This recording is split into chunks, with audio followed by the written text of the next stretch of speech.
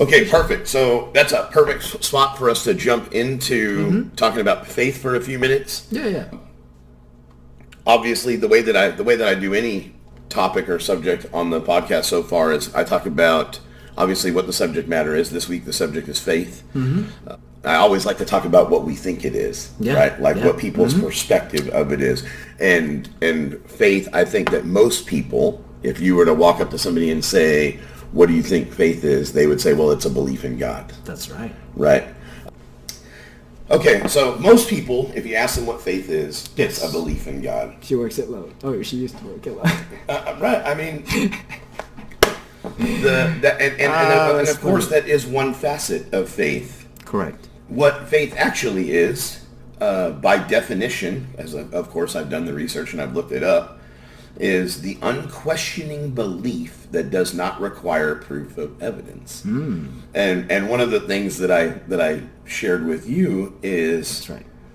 I paralleled faith when I saw the movie The Santa Claus, and they asked the kid, the kid's talking about Santa. Tim Allen is playing Santa Claus, and they're talking about Santa Claus isn't real. And he was like, of course Santa Claus is real. The kid is just professing up and down, he's real.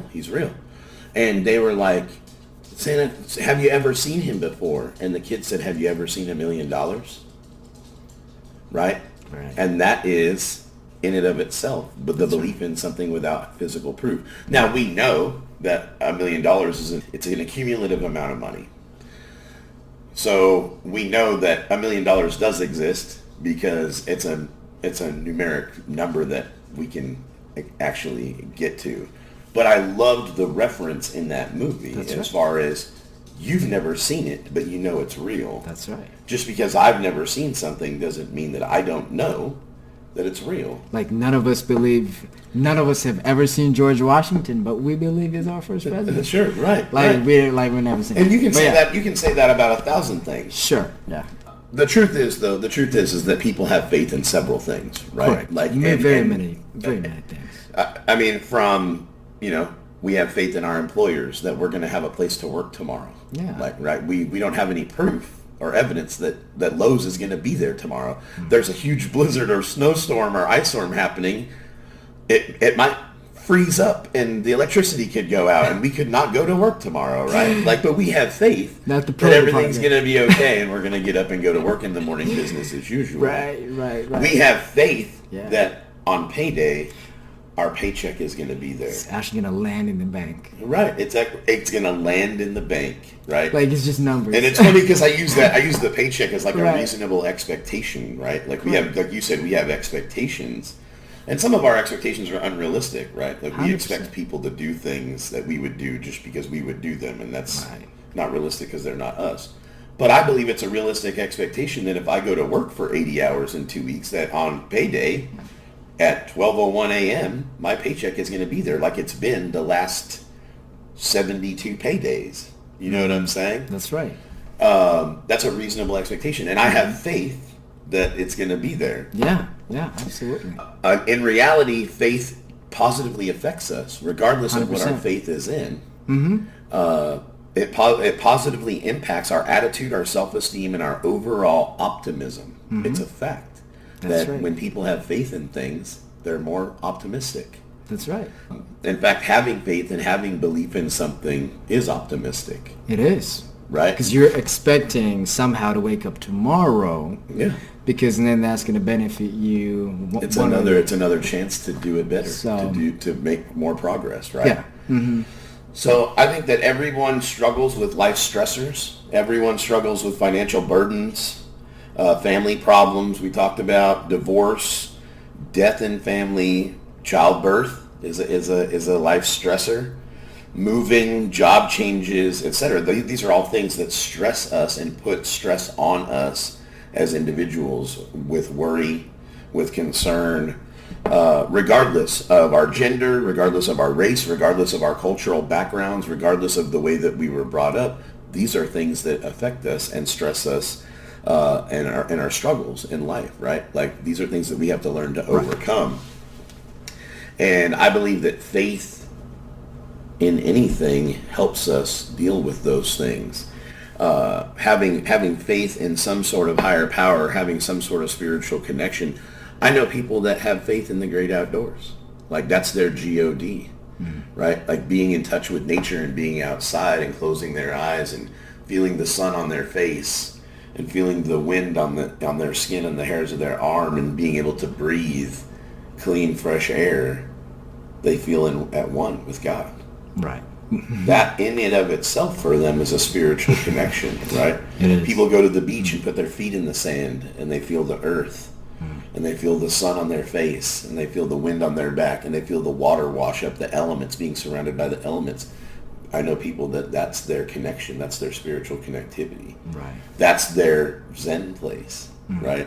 That's where they feel the most connected. I know people that use good orderly direction as their God, that they actually meditate on positivity and good orderly direction, making right choices and making right decisions, having that moral compass that we talked about, right? So these are all just different aspects of what a higher power can be. Forget the ideologies and theologies of cultural differences across the world, from Ganesh to Buddha to Jesus to Allah. I mean, you name it. Throughout the ages, it's funny. I have my Alcoholics Anonymous book, and it talks about throughout the ages, men of faith have courage. That the perspective is that this is my Alcoholics Anonymous book, and it is coming apart. It's underlined. It's There's like your Bible. notes. It's highlighted. There's post-it notes on every page. There's notes in the margin. Like I've studied this book. Because for me, it has lots and lots of practical application and lots of lessons. Correct. And it's funny, somebody told me once that if you see an Alcoholics Anonymous book that's falling apart, you usually see an alcoholic who's not. Right? And I think that the same can be said about a Christian and their Bible. That's right. If you see a Christian carrying a Bible that's falling apart, you probably see a Christian who's not. Yeah. Right? But I do want to quote this one page. It's actually talking about fear. And it's part of our step process is inventorying resentments and inventorying fear. And I actually talked about a little bit about this in my episode on fear. But there's an important part about faith. Talks about how self-reliance has failed us, specifically. It says self-reliance has failed us. Self-reliance was good as far as it went, but it didn't go far enough. Some of us once had great confidence, but it didn't fully solve our problems, or our fear problem, or any other. And when it made us cocky, it was worse. Perhaps there's a better way. We think so. For now, we're on a different basis, the basis of trusting and relying upon God. We trust infinite God rather than our finite selves. We are in the world to play the role he assigns, just to the extent that we do as we think he would have us and humbly rely on him, does he enable us to match calamity with serenity. So he enables us to face our struggles and our world stresses with peace and calm, right? That's right. It says we never apologize to anyone for depending upon our Creator. We can laugh at those who think spirituality is the way of weakness. Paradoxically, it is the way of strength. The verdict of the ages is that faith means courage, that all men of faith have courage. They trust their God. We never apologize for God. Instead, we let him demonstrate through us what he can do. We ask him to remove our fear and to direct our attention to what he would have us be at once we commence to outgrow fear. Now, that's just one paragraph talking about how faith replaces fear and how we can use faith to overcome our fears. And I talk about that in the solution for dealing with fear, in the fear podcast that I did, or the episode on fear. So I believe that a huge part of faith to me is understanding that we all have faith in different things, right? Like we talked about, you asked if I was going to talk about aliens. and it's funny because just like there's evidence of the Red Sea, if you ask the alien fanatics, there's plenty of evidence of aliens. And there's plenty of evidence of Area 52 and alien crashes and alien sightings and alien remains, right? And there's documentaries upon documentaries on aliens and how they connect back to, the beginning of man and ancient man. And there are people that have faith in the fact that aliens exist and that we came from aliens, right? Like there are people who believe that. That's their faith.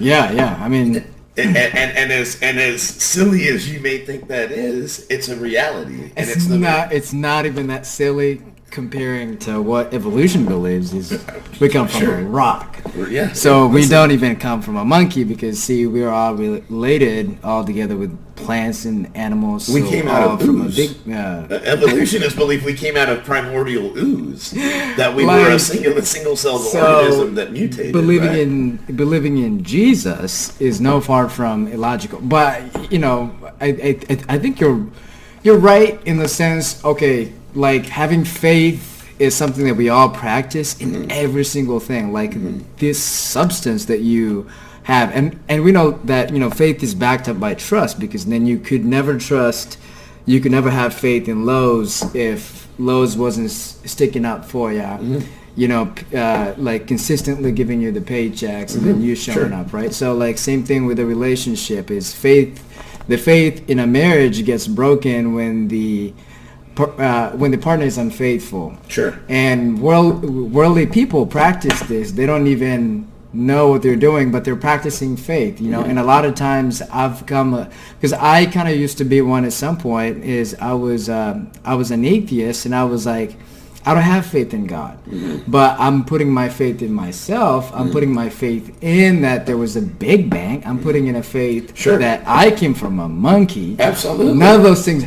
Number one, evolution has no evidence compared to what the gospel has. Right.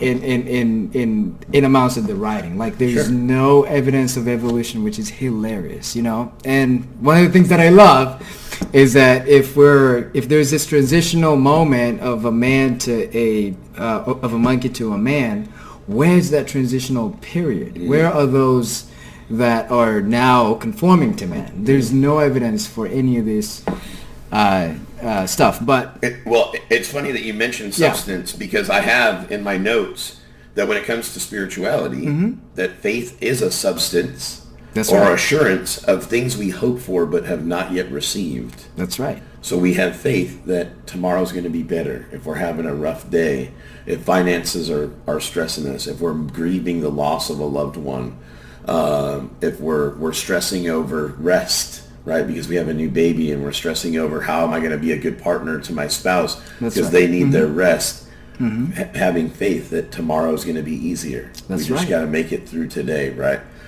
Faith is confidence or belief and trust is also evidence of that which is not seen. Yeah. Right. Right. It's trust. It's our evidence of faith and trust in something that's not seen. Faith comes before prayer is answered.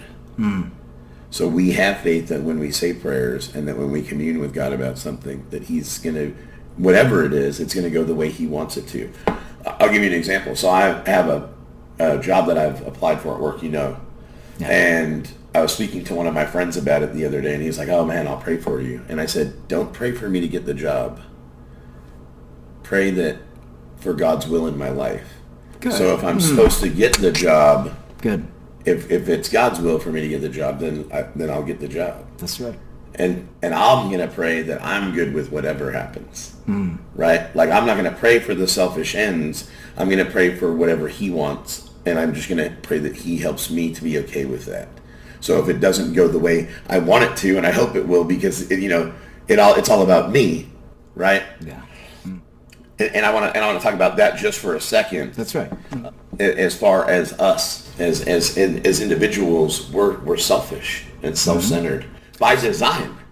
And I think that that's a survival skill. I think that we were designed to worry about ourselves first, so that we don't starve, so that we don't go without sleep, so that we don't sit out in the sun and cook like bacon, right?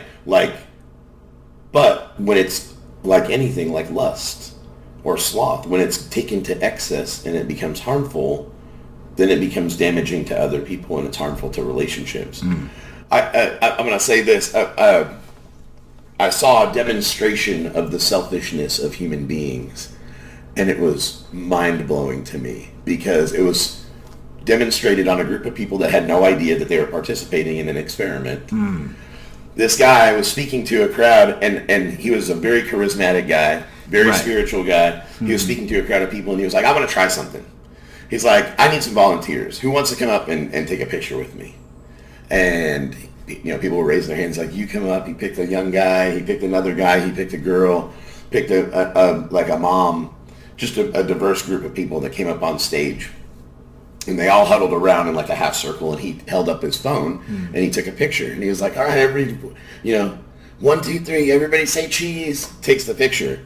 And he looks at his phone and he's like, oh man, that's a great picture. And he shows it to the guy. He's like, check it out. It's a pretty good picture, right? And then he showed one of the girls. And then he showed the mom. And then he showed the young kid. He was like, I'm going to prove to you that every single one of us is selfish and we don't even realize it. And everybody's like, what? What is he talking about? Now it's taking a dark turn. Like, people are selfish. What do you mean? Everybody's, who'd you look at first? In the picture, every single person looked at themselves first to see what they looked like. That's right. Like you were talking about, you were concerned about your image. So when we take a picture and we see a picture, even if me and you are just out to lunch and I take a selfie, if we look at the picture, you're going to look at your face, your smile, your clothes. What do I look like? Do I look good enough? That's right. I thought it was the beautiful demonstration of selfishness. No, it's really true. Right. I thought it was a beautiful demonstration. Like, my mind was blown. I was like, damn. What does that have to do with spirituality and faith? Well, we have to be selfish about our spiritual condition, right? Like, part of the A.P.E.S mentality is our spiritual development too. And I talked about that. And when I read the definition of what spirit is, it's the human spirit. It's maintaining the connection and the health of our human spirit. That's different for everyone. I don't judge anyone on what saddens me is when people ignore their spirit. They ignore their spiritual condition. I'm going to talk about my faith and my journey of faith, and then we'll wrap it up. I know that you're running short on time. You got a wife and a baby at the house waiting for you. You've been working all day. I appreciate you coming. Yeah. Everybody, Garnet has been awesome. Hey, thank you. I love that you came on and that we got to talk about this stuff. I've been looking forward to it. I know that you had a baby and we've tried to work it in. So I appreciate you taking time out of your schedule for sure. Hey, thank you. When I got to Colombia and I was coming out of the darkness, I believed in God. I believed in the God of the Bible, and I believed that he wanted nothing to do with me. I had been raised and I had been taught about a condemning God and a punishing God. And as far as I was concerned, as far as that God was concerned, I was already damned to an eternity in hell. That's right. For the things that I had done. And if that was the case, then I didn't want anything to do with that God. You can take that eternity of damnation and you can take it over there. Yeah. And, when I got here and I got to the program of recovery and I got to the recovery community, I didn't have faith in much of anything. I had given up on mankind. I had given up on people. I had given up on relationships. I had definitely given up on myself. I didn't really have faith in anything. I just knew that I was broken and I was sick and tired of my own shit. And something needed to change, and I was desperate. God had given me the gift of desperation, and I had to be broken to a point where I could be rebuilt, because I had gotten so far out of whack that I kept trying to solve my problem with my problem. And in the literature, in the AA literature, it mentions when it starts to talk about God, because it does start to talk about God. And it says very specifically in there, we have written a book that we believe to be spiritual in nature, and therefore we are going to talk about God.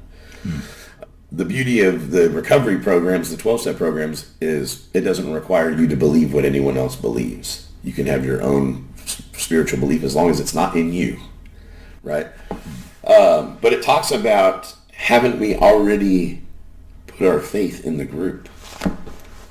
And that was so profound to me, because when I started going to 12-step meetings here in Colombia, I found hope. And I didn't have faith, but I found hope. I found people who seemed to have something that I needed. And that was, they weren't getting loaded anymore. They weren't drinking anymore. Right. They weren't doing drugs. They weren't whoring themselves out. They weren't living in darkness anymore. Right. And I gained hope that I could get some of that. Mm-hmm. And the more that I kept going to these meetings, and the more that I got involved in that community, and the more that I started reaching out and making connections with people who were living better, the more I started, that hope turned into faith. Absolutely. And I gained faith in the group. So the group of drunks became my GOD. Mm. And this group of drunks was staying sober. And that was something that I couldn't do. Like, I couldn't imagine my life with drugs or without. Like, I really couldn't. I couldn't imagine going one day without getting loaded. And I couldn't imagine going one day, I couldn't imagine going another day getting loaded either. So I was at this turning point that they talk about. And I just kept going back. I kept going back, just like people go back to church and people go back to, when they start getting spiritually fed, they start going back and drinking from that fountain, right? And that can be, like I said, it can be anything. It can be whether you're going to church. It could be you start taking yoga. I know people that started taking yoga, and before they knew it, they were getting into this meditative state, this trance with their breathing, because they were controlling their breathing so much, and they were putting their body into these positions that they almost felt like they were praying. And they started to feel spiritual connectivity within themselves, right? Yeah. And I believe that that's God and the universe speaking to us. When we start doing things that are healthy for our spirit, God just lets us know, you're on the right track. Keep it up. Yeah, I definitely think some things, and a great example actually is King Cyrus. Mm-hmm. Like, this guy was a heathen, mm-hmm. and this is the time of Daniel when he got thrown into the den of lions. And this guy was not a believer. I mean, he saw the Hebrews, the Jews, and he's like, like, this guy, like, they have a God, uh-huh. and he's their king, uh-huh. which, I'm going to establish this to your viewers, that the whole model of hell and heaven is that hell was actually created for angelic beings that defied God. Mm-hmm. So there's only one God. And that is God of Yahweh, the Father of Yeshua, Jesus. And so these fallen angels, according to Genesis chapter 6, they decided in their fallen state, you know what, because God had this other plan to make human beings in the planet Earth, mm-hmm. which is where I believe we were designed in perfection. Mm-hmm. Because a lot of people, like you said, is, we try to get our spirituality through yoga or whatever it is, mm-hmm. and that's where a lot of people fall into prey, because God is trying to tell us there is actually real gods who are in our midst, that they're going to give you those fulfillment. Like Hollywood is a great example. You got all these people that go in with this hope, with this, they just want to showcase their talents mm-hmm. and stuff. But then at the end of it all, the God that they began serving, and, it turns out to be the worst deal they ever made. Mm-hmm. And ultimately, it's because he's not just like, hey, man, like, I get it, you're a fallen creature. He wants to redeem that 100%, and that's the greatest story ever. Is like, he's like, y'all are villains, because this is gonna be in one of my lyrics, but we were all villains. We all like to do things on our own. We all like to have our own lifestyle, mm-hmm. our set of beliefs, for example, that accommodates us. Mm-hmm. If something is not in our level of comfortability, then it becomes something that we're hostile against. It's not useful to us. And it's not useful to us. And I think those things are good, because, again, God, that's why he came to save those who are lost, but it's only those who seek him will find him. Mm-hmm. So he's like, yeah, buddy, like,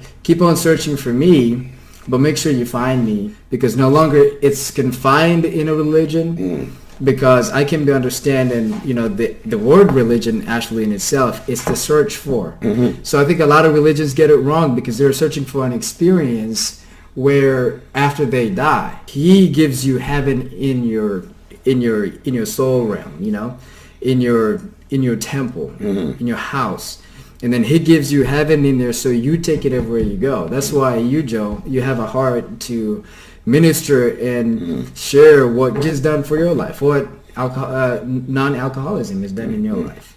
because we're designed to share and worship God, you know? Mm. And so if we don't worship him, we end up worshiping other things. That's just kind of what faith is for me. Sure. Well, and it's funny because that was the last question of the interview list that I had for you was how does faith play a part in all of it, right? So yeah, my evolution from faith or in faith started off very, very, very small, right? Like my focal point and my experience has, like you said, the more that I sought after and the more that I searched for truth and the more that I searched for answers, the more answers came. Mm-hmm. And for me, the universe and God don't speak to me. Like, I don't hear God speak to me in my head. I don't hear God's voice like, Joe, you shouldn't have done that. You should do this instead. God speaks to me through other people, right? He speaks to me through intuition. He speaks to me through an intuitive thought. A lot of times when I'm meditating in the morning or I'm talking to God in the morning, a thought will cross my mind about a conversation I had or a person or a situation, and it'll be like, oh, I owe that person an apology. Or, oh, I should be kinder to that person. I was passing judgment. He allows me, my connectivity and my communion with God allows me to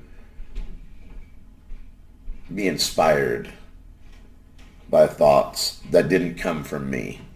Because I don't think about other people like that. I don't reflect on my behavior of my own volition. I don't think like, how can I be better to this person? This person that I don't like, or this person that I'm judgmental about, or this person that I struggle to tolerate. Correct. Like, of my own volition, I don't think, how can I be better to them? Right. But through seeking to improve my spirituality and seeking to improve my spiritual connection and through prayer and meditation and communion, those thoughts come. And the thought is more like, you don't know what that person's going through. You don't know what that cashier is going through. Maybe instead of, because we can be condescending with a look. I talked about this in my communication podcast. Mm-hmm. We can be dismissive to people with a reaction. It doesn't have to be something that we say. Correct. My face can tell you, well, that was stupid. Mm. You know what I mean? Without saying, well, that was stupid, I can look at you and be like, that's bullshit. Like, you can see it on my face. The wording is on my face. So I have to be careful because I communicate non-verbally with people, and that's something that I talked about in last week's episode. That's good. And it's something that came up after we did that. After we did that podcast on communication. Communication is a good one. That was something that came onto my heart was, you need to be more mindful about how you communicate with people with your facial expressions. Right. And I still fall short. Look, we do, right? Like, we fall short. We still sin. It's in our nature. And that's another thing that I commune with God about, is that forgive me for my continued shortcomings. I know that I fall short of my own goals and my own aspirations. But yeah, I just wanted to talk generally about faith. I wanted to touch on different perspectives. I'll probably have an episode on religion at some point, where I try to talk to different people about different religions and then splice it all together to make one podcast. But man, I really appreciate you coming on. Definitely appreciate your time. I love you as a brother. I love you too. I do. It's been a privilege to be a teacher to you at work, like to teach you what I've known and what I knew about my previous job position. I actually want to mention that in your podcast, just a snippet. You can add it somewhere. Yeah, sure. But yeah, so one of the things that I actually, when I got at Lowe's, I went to the back, and I think I had Josh and somebody else that I was with. I think it's Brandon. Brandon Weaver, yeah. Yeah, at that time. You're welcome, Brandon, for the shout out, by the way. You are. And so he told me that, hey, because I was sharing just who I am, and to me, Jesus is all over me. And I just was sharing my part of why I'm here and so forth. And they went like, you're gonna love this guy. He loves his mouth is filthy. Yeah. His mouth, but and you guys are gonna get along so well. Mm-hmm.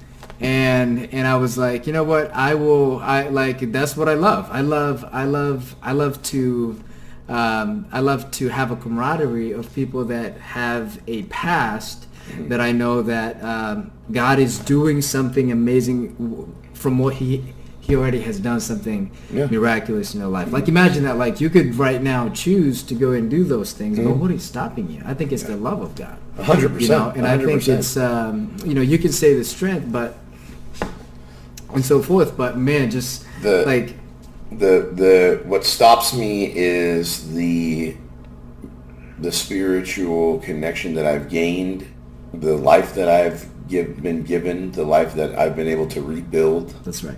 The amazing people and relationships that I have that I never thought would be possible.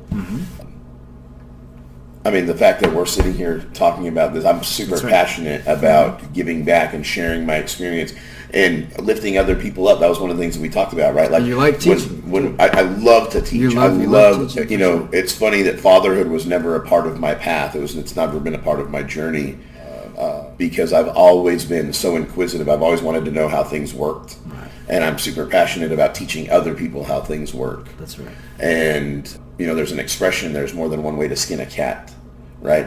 And that means that just because you know how to do something a certain way doesn't mean that that's the only way. Right. And I think that that's relevant to everything in life. Right. I think that, you know, some people are raised and spoon-fed God and spoon-fed the Bible from birth. No. And, you know, I have friends who have that Pentecostal fire and who speak in tongues. And then I have friends who are atheists and agnostic, and they still have a spiritual connection. They still feed and get spiritually fed. And my perspective is it doesn't matter what you're doing as long as you're doing something, right? As long as you're not sitting stagnant in your own crap and you're trying to move forward. Like, sooner or later, we're going to get out of whatever situation we're in. And the more that we reach out and for help, and the more that we seek, the more that we will find. And I want everyone to feel inspired to seek. And seek your own answers and seek your own truth, whatever that is, because I don't believe that any one person has the answer. And I don't think that any one person has the path, right? But I do believe that there is salvation. I do believe that there is redemption.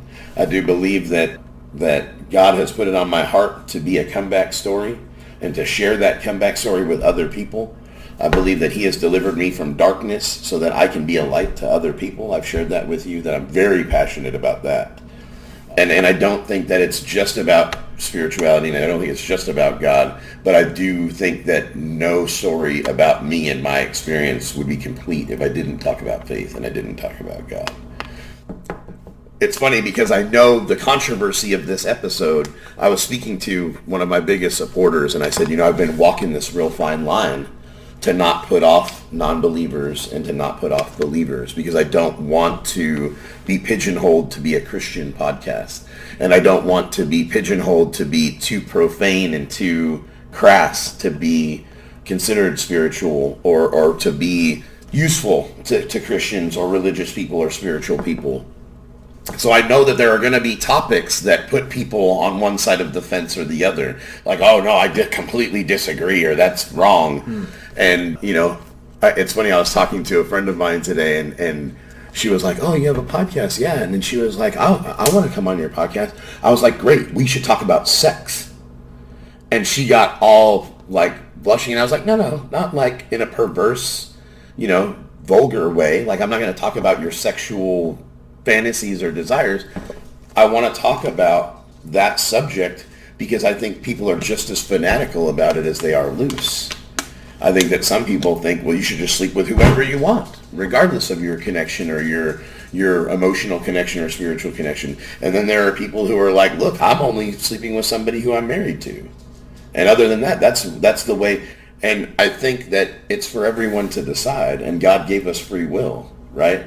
But I think it's important that we talk about what's harmful to other people with our behavior. And that's what the A.P.E.S mentality is about to me. It's about being accountable for our behavior first and foremost. To know that what I'm doing has its effects on other people. Whether it's good, bad, or indifferent, I'm interacting and affecting the world around me. But yeah, the apes mentality is about first and foremost being accountable, right? And especially being a believer, you know that you're accountable. The things that you say, the things that you do, the way that you interact with the world. Your body doesn't even belong to you. Right, And right. I think... And I believe that too. Don't get me wrong. Like, we are on borrowed time. Yeah. I am only here because of mercy and grace. That's right. That's it. Because I have grace that I don't deserve, that I could not earn, and because I believe in a God that's been merciful and not given me what I have deserved. Yes, it's good. People, I have friends that are like, who are you to say what you deserve? Maybe God feels that you deserve everything that you're getting. I said, right. Buddy, if I got what I deserved, I'd be in prison or I'd be dead. That's the truth. I know the truth. I don't beat around the bush about that. No. The things that I've done, I deserve to be in a cage or dead. And somehow I've been saved from that. And that's because of mercy. Yeah.